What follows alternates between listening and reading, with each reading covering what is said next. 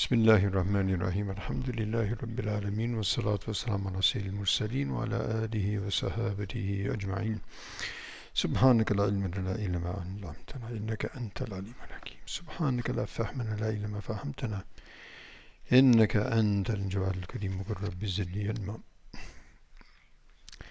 قال الإمام النووي رحمه الله تبارك وتعالى ونفعنا بعلومه في الدارين. قال ثاني عن جرير بن عبد الله رضي الله عنه قال بايعت رسول الله صلى الله عليه وسلم على إقام الصلاة وإيتاء الزكاة والنصح لكل مسلم متفق عليه. So continuing with the chapter of Nasiha. Nasiha means to give good advice, to be sincere and advise and give good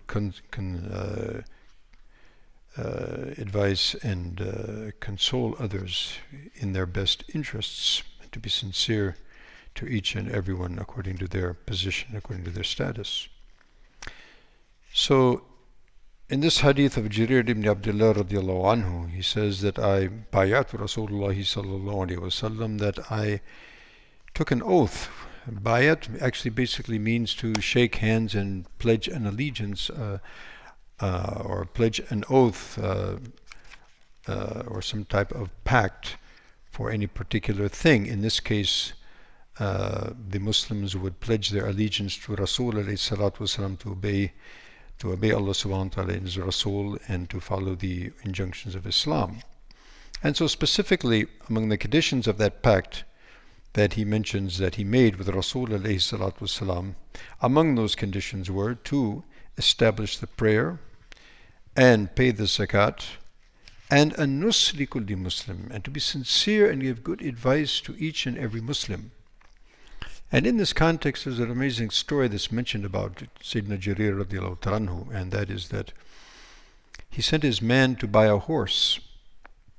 Okay? So his man came back with an excellent horse, and so he asked, how much did you pay for that? He said, 20 dinars. So he said, was the fellow who sold you that horse, he was happy about that? Yeah, he was fine. He said, you bring him to me. So he brought the fellow who sold the horse. He said, did you sell your horse to my man for 20 dinars? He said, yeah.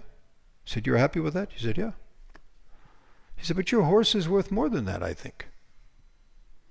Now, have you ever heard of anyone who goes to the market and says, I think your merchandise is worth more than what you're charging? Or it's usually the opposite, right? So he said, how about 30? He was fine with 20, so 30, nurun ala nur. So he said, but I think actually it's worth more than that. So how about 40? And he kept on raising the price. He said, how about 50? Until he actually ultimately, ended up at 70 dinars.